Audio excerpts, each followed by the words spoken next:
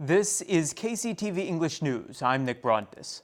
The municipal police force will be getting more officers because it, along with the provincial police, will soon be dispatched when someone calls the 112 emergency hotline. The National Police Agency released a three-phase plan to expand the municipal police force. 137 national officers assigned to the provincial police will be transferred to the municipal force. It will then have 260 officers to handle 12 areas of responsibility, which include 112 call responses, as well as work related to general safety, women's and youth issues, and traffic. National Police will have 42 areas of responsibility, including crime, traffic accidents, sexual violence, domestic violence, and child abuse. Even though the municipal police will be responsible for responding to 112 calls, national police officers will accompany them and work side by side with them in the 112 response center.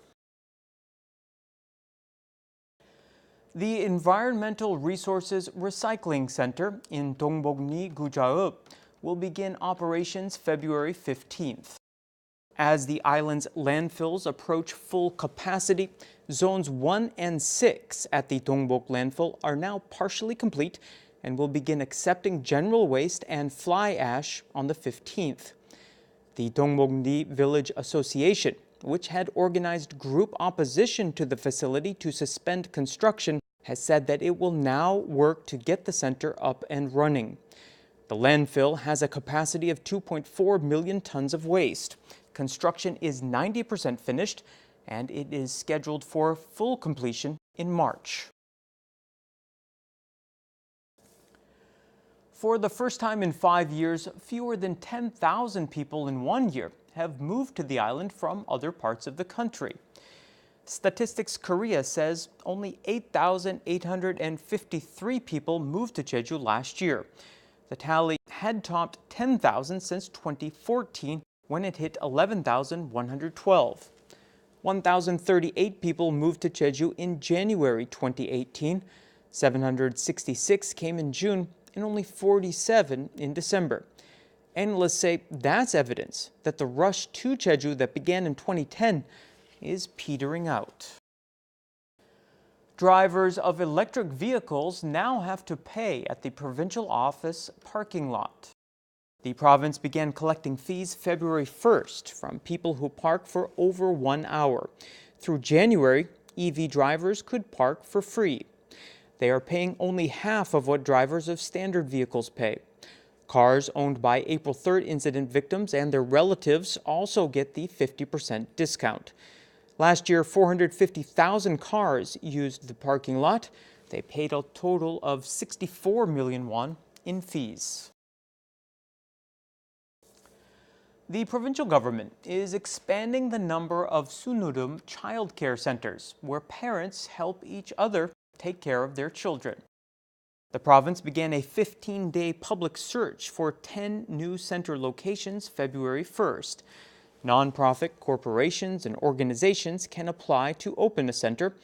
Those selected will receive 50 million won for remodeling and 6 million won for program operations. The Sunurum Child Care Center project began in 2016. There are currently 29 centers.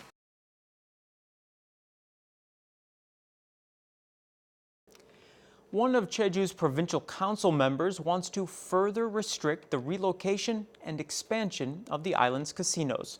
Here's Joseph Kim to explain. Landing International opened its own casino at Jeju Shinhwa World in February 2018. As Jeju's regulations on licensing new casinos are so stringent, the developer bought the casino in the Hyatt Regency Jeju and relocated it to Jeju Shinhwa World. It was then expanded by 700%, sparking controversy on the island. There is no legal ground to prohibit the expansion. Councillor Lee Sang-bong from the Democratic Party is pushing forward with an ordinance amendment in order to regulate changes of casino licenses. The amendment bill stipulates that a casino business can be relocated only when places of business are under heavy repairs, rebuilt, or demolished. Business operators are required to prove force majeure. Relocation and enlargement of a business after acquisition of a casino will need to obtain a new casino license, which requires screening of invested capital and evaluation of the business to determine if the business is harmful to local communities. 불가항력적인 그런 상황이었을 때는 영업소지 변경을 할 수 있는데 지금과 같이 신화역성공과 같이 카지노를 8개 카지노를 하나를 인수해가지고 다시 확장 이전하는 그런 형태로 해서는 안 된다는 것이죠. Once the amendment is made, expansion after acquisition of a small casino will be tightly restricted. The amendment could affect the casino planned for the Dream Tower in Nohyeongdong. Last year, one of the developers of the Dream Tower took over the 1,200 square meter Paradise Casino in the Jungmun Lotte Hotel. The developer ultimately plans to expand the casino and relocate it to the Dream Tower. If the amendment bill goes into effect, the casino relocation can be restricted. The ordinance amendment is expected to be completed by the end of June this year, after seeking public opinion. Joseph Kim, KCTV.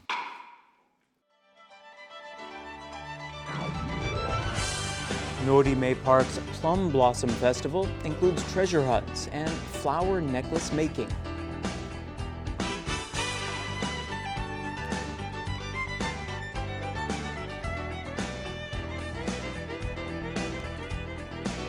QAD Natural Park's Plum Blossom Festival is not just flowers. Visitors can enjoy traditional games, animal performances, and other attractions.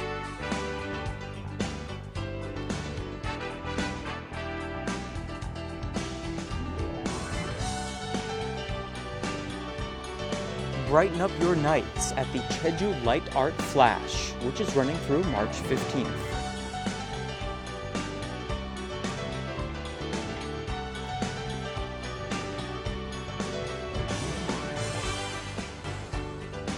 Enjoy a unique and modern take on the works of Gustav Klimt and Friedensreich Hundertwasser at the new Bunker des Lumières.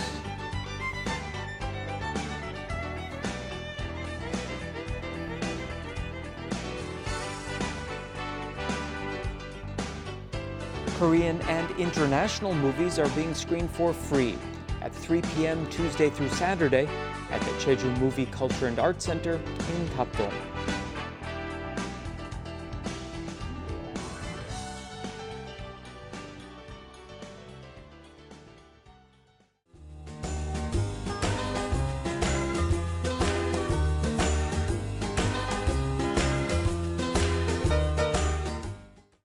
And now we turn to our long-range forecast to see what we have to look forward to over the next few days.